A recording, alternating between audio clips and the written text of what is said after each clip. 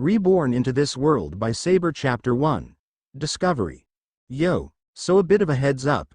I chose Sluggish's suggestion since we gotta be honest. Rimuru as an awakened demon lord would just one-shot every single nation's army and literally make the war way shorter and more boring. So that's why I picked Sluggish's suggestion. This time Rimuru here will be killed by Hinata and reincarnated. He will retain most of his skills but their power output might be a bit nerfed, most likely be more than Mary Sue but not overkill. And the rest is on me. However, I may change things up with some of the skills or remove some of them. With that out of the way, here's the chapter. Rimuru Tempest was a monster revered by his people as a great leader and an innovator of new technologies and bringing in new items or foods. He was adored by other people in many countries and was loved by many. He was an advocator of the coexistence of monsters and humans to finally have peace in this world and live with each other. Despite his peacefulness, many have seen him as a threat and were to be ordered to be killed off, and was successfully killed by a holy knight named Hinata Sakaguchi. Now, Rimuru is in an endless abyss. As he floats through this abyss, he was informed by an unknown system almost like VOTW that due to his irregular existence the system considered him a threat, and now his body is being destroyed. And memories are being deleted, his entire existence will be forever gone.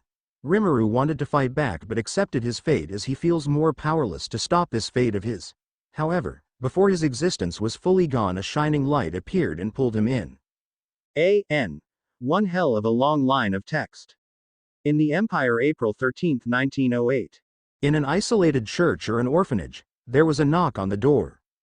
Nun 1, yes. As the nun opens the door, she saw no one but a crying baby left behind. Nun 1. Oh my. A poor child is left here. Nun 2. This makes it 8th this month. Nun 1. There's nothing we can do. Let's take him in. Nun 2. Yes. The nun then carried the unknown baby and treated him. Next morning, as the baby opens his eyes, he sees a nun feeding him. He was confused and tried to talk with the nun. Greater than hello. Less than, but the baby cannot seem to speak and was unable to communicate with the nun. Confused, he looked around and found himself in a new form. In the form of a baby. A-N. Cute baby. Greater than what? Why am I a baby? Less than. As the baby tried to remember what happened, a pain in his head occurred. The baby tried his hardest to remember, but the more he tried, the more painful the headache occurs. In the end, then he gave up as he is unable to remember who he was. Nun. Come on now, open wide, Paul, you need to eat. Greater than Paul. So. That's my name. Less than, A-N. We know who this is. Yes, it's Paul, obviously. The baby accepted his name was Paul. Paul was 5 years old, and he grew up in the orphanage alongside other abandoned children. He has a good amount of magic when he was tested at the age of 4, making him a capable mage.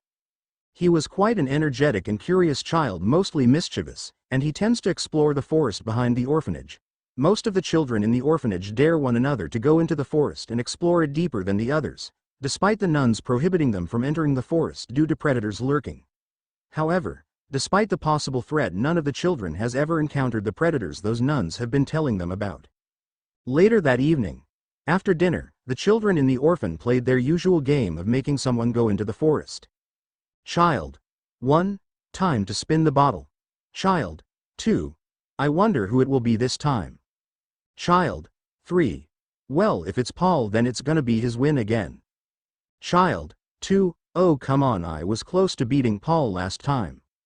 Child 4. Oh please, you only lasted 10 minutes inside before you run back crying. Then there was laughter around the children. Child 1. All right, let's start. I'll spin the bottle and whoever it lands to gets to start first. As the kid spun the bottle, as it slows down, it lands on Paul. A-N. Unsurprising, Paul. Seems like I'm first this time. As Paul stands up. Paul. I'll go now, as he dashes out of the room. Child 1.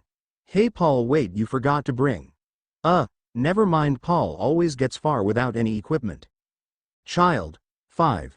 Well, that's Paul for you. Child 2. Well, while we wait for Paul, let's start spinning the bottle so we can go after Paul comes back. As everyone nods in agreement. Meanwhile, Paul. I should be far enough from anyone trying to find me. Well, then time to use my secret route, as Paul smirks. As Paul travels through the woods finding his old mark, he heard rustling in the bushes, and from that start, Paul dismissed it as another small creature since Paul has been so used to his route that he never encountered any animal except some small ones. So Paul continued on his journey, continuing he was caught in a strong storm and unexpected event. Paul. Damn, I should have brought a raincoat at least. Now I'll have to get soaking wet just to find that mark. As disgruntled as Paul was by the rain, he still continued ignoring it and continue with his journey into the forest. But what he can't ignore is the continued rustling he keeps hearing every time he feels off whenever that unknown animal comes close like a bad omen screaming for danger. As he continues, Paul begins to feel tired of the long path he has to take, plus the muddy terrain with the cold setting in has not helped Paul one bit. As Paul gets to a small clearing in the forest, he looked around to check if it was safe and laid down under a tree. Paul wanted to catch a few breaths before continuing on. But his break was cut short when the rustling was heard again. Irritated, Paul rushes to the bush and finds a squirrel. Paul. So you're the one who keeps. He was then instantly tackled. He wasn't able to see he tackled him, and as he stands up he sees a shadow. Paul. Show yourself, as he readies for a fight. The shadow creature revealed itself, but 3 wolves proceed to make their presence known. Then the wolves proceed to encircle him. Terrified, Paul tries to find a breakthrough in the encirclement. Once he did, he tried to rush through but was pounced on by the other wolf. As Paul lay down, pressed down by the wolf, he can only scream. Paul. Help. Someone, please help me. But none of his plead for help will be heard, and the wolf started to maul him. Paul screams in agony, his insides being eaten by wolves, and he can't do anything but lay down as his already deformed body gets eaten more by the wolves. As minutes pass, Paul's vision fades away. He sees a bluish thing bouncing. The wolf senses the unknown being's presence and backs away from it. The only thing Paul said before dying was, "Paul, please, help me." As he hallucinates seeing the unknown being as a person, the wolves still waiting for the action of the unknown being. As the being moves, it consumed the body of Paul and transforms into a shadowy figure. One of the wolves tried to attack the being but was only killed off by it. The other 2 wolves planned to escape, but they weren't so lucky, as both of them were impaled before they can even turn back. Then the unknown being begun to move towards returning back to the orphanage, as it slowly transforms itself into Paul's body. However, before it can complete its copy, he was found by a nun who was searching for Paul. The nun's screams infuriated the being and killed her off. The nun's scream was heard by the other nuns and found a mutilated corpse of the nun. All of them hurried back to the orphanage, though their screams made the being hunt them down back to the orphanage. So the reason why the being is killing off the nuns just because they screamed is by taking Paul's trauma and inserting it into the memory of the being creates a source of anger whenever someone screams at him. It makes him feel like a monster, a being of a different kind than he is. So like screams at you equals your monster. TBH, I got no better way to explain it.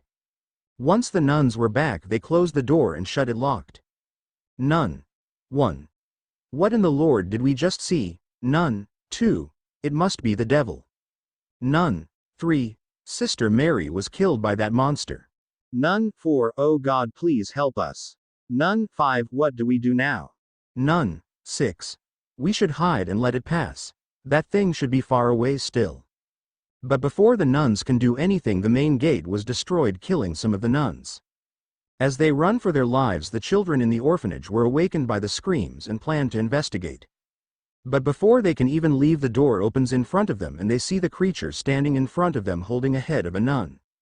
It was a massacre. When the first kid screamed, the creature spared no one in the orphanage except for the one nun who escaped and went to the police and reported it.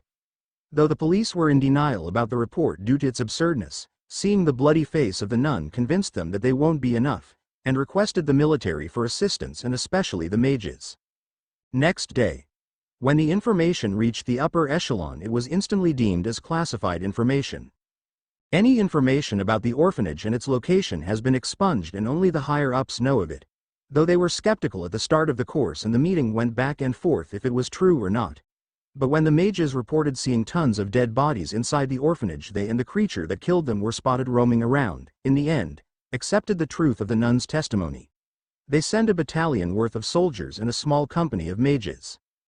Thanks to the isolated location of the orphanage, they were able to hide their operation as a regular patrol around the city, which was in reality a way for them to get to the orphanage without raising any suspicion. The nun was detained in a military detainment area. The police stationed in the city were given amnestic treatment, and any other civilian that saw the nun. The operation about the unknown creature and how to handle it was placed under the two upcoming and prominent generals in the empire, Lieutenant General Kurt von Rudersdorf and Lieutenant General Hans von Zetor. They were entrusted that they should capture the being, as it may bring them fortune and possible power, so terminating the creature may miss good opportunities. Rudersdorf: to think we're doing monster hunting today. Zetor: yes. I never thought in my career that I will hunt a monster, and especially a devil. Rudersdorf: hey. Well, we'll have to make contact with it first and see how it responds. Zetor: indeed. We'll send mages first to see how this monster interacts with us, since it can kill off most probable 200 of our regular soldiers. Rudersdorf: all right. Send them in. Officer: yes, sir. The mages we ordered to wear their combat suit and gas mask to help them in case the monster is truly a threat. They're in communication with an officer who reports to the two lieutenant generals and reports on any of their findings. Mage: 1. This is Scorpio 01. We are currently searching around. No sign of the alpha target. Officer: continue your search. That creature should be upstairs from what the nun told us. Mage: 1. Copy. Moving to the second floor. As the mages were searching, most of their flashlight turned off. Mage: 2. This is Scorpio 02. Flashlight busted. Mage: 1. Same with the rest of the team. Officer: minor issue. Continue on with the search. A few minutes have passed from radio silence until. Mage: 3. Scorpio 03 has found alpha target. I repeat, I found alpha target. He is on the second floor of the children's room. The rest of the mage fire team proceeds to go to Scorpio 03's location. Officer: report. What is the status of alpha target? Mage: 1. It seems to be docile. It detected our presence, but it never moved from its spot. Officer: all right. Await further instructions. Sir, they found the creature. Rudersdorf: good. Is it docile? Officer: as for now, sir. That is a yes. Zetor: tell them to come closer to the creature and try to interact with it. Officer: you are to move closer and interact with alpha target. As the mage approached slowly to the creature continued being docile and only looked at them in curiosity. But when a mage got hit by something, he used his flashlight that works and saw a hanging body of a kid. His body was destroyed beyond recognition, its insides pouring out, and its eyeball hanging. The mage screamed in the horror at what he saw. Mage: 4. What the pack? The creature then proceeds to pounce on the mage and killed him off, ripping mostly around the neck area of the mage, beheading him. Mage: 1. This Scorpio 01. Scorpio 04 is down. I repeat, alpha target killed 04. Officer: is it targeting you? Mage: 1. Negative. I'm not sure, but the scream of 04 might be a trigger for making alpha target hostile. Officer: just because of a scream? Mage: 1. Unsure, but probably yes. As not shooting at him also confirms that it is neutral and less threatened. Zetor: interesting. Hostility only shows because of a scream. Rudersdorf: since it's neutral, I guess we follow orders. Tell them to secure the creature. Officer: understood, sir. Scorpia team, you are ordered to secure the creature and escort it to our specialized transport truck. Mage: 1. Copy. As the mages touch the creature didn't respond and responded by following them. Mage: 2. We have the target escorting him into the truck. Rudersdorf: I'm curious what this creature looks like. Zetor: I am also quite curious too. As the two generals waited from their tent, they saw the creature being escorted by the mages. Zetor: what a strange creature. He almost looks like a person. Rudersdorf: well, the military research department is gonna enjoy researching about him. Zetor: indeed. I wonder what can they find out about it. Once the creature was placed inside the specialized transport truck, the convoy started to move, going to the designated area for it to be experimented on. They were accompanied by 2 armored cars and the 2 generals. The church still stayed as a restricted area, though with its isolated location it was easy to guard it, as no one in the city tends to go to the orphanage. At an unknown location in the empire. As the convoy proceeds to get closer to the designated rendezvous point. Zetor. Surprisingly, that creature is still docile. Rudersdorf. To be honest, I was expecting a fight from it when we were capturing it. Zetor. Well, at least it didn't go that way. It would have ended disastrously on our side more. Rudersdorf. But still, that creature still hasn't done anything but continue to stay docile inside that truck. Zetor. Better than it killing all of us, right? Rudersdorf. Well, that I can agree on. Officer. General, we've arrived at the rendezvous point. As the convoy stopped in its tracks, the soldiers disembarked from the trucks and started to move the container caging the creature. Rudersdorf. So this will be his new home. Zetor. Yes. This fortified bunker was repurposed and refitted to be a new research lab for that creature. Then they heard a familiar voice. Shugel. Well, if it isn't our two prominent generals. Zetor. It seems they chose you for this. Shugel. Well, I wouldn't take the opportunity to see such a creature with my own two eyes. Rudersdorf. Haha. Your greed for knowledge always drives you, huh? Shugel. I am a scientist. Of course, it is natural to pursue more knowledge. Zetor. Well, I hope you take care of that creature. Shugel. Well, let's see our fine specimen then. As they went to the container to see the creature. Once they opened it, they was surprised by something else. Shugel. Is this the creature you all are talking about? Rudersdorf. What? Did that monster replace himself with a child? Zetor. It seems our monster escaped. Soldier, bring that kid out. Soldier 1, yes sir. As the soldier goes to the kid. Soldier 2, hey kid, come with us. Before the soldier can lay a hand on the child, he was impaled by a blade. Soldier 1, shit. The other soldiers pointed their guns at the kid. The officer reported the situation to the general. Officer. Sir. Zetor. What happened, Captain? Officer. The kid is the creature, sir. Shugel. Ho. So I presume during the entire journey that creature was forming itself to become more human-like. This is most interesting. Rudersdorf. Get the soldier's body out of the container and place that creature inside his new home. Officer 1, yes sir. Rudersdorf. This is a headache. We already lost a mage, now another soldier from it. Zetor. Best case scenario is we only lose a few men. As the container begun to be transported inside the bunker. Shugel bids his farewell and follow the soldier transporting the container. Zetor. Rudersdorf. What is it? Zetor. Captain. Officer. Yes sir. Zetor. Bring that nun here and find any documents of the children in the orphanage and search every area in that orphanage. We might need it. Rudersdorf. What are you on about? Zetor. Making an educated guess. That creature might possibly be a kid in the orphanage. Meaning those nuns could probably be. Rudersdorf. Running a science fair inside the orphanage. Zetor. Ha. That went horribly wrong.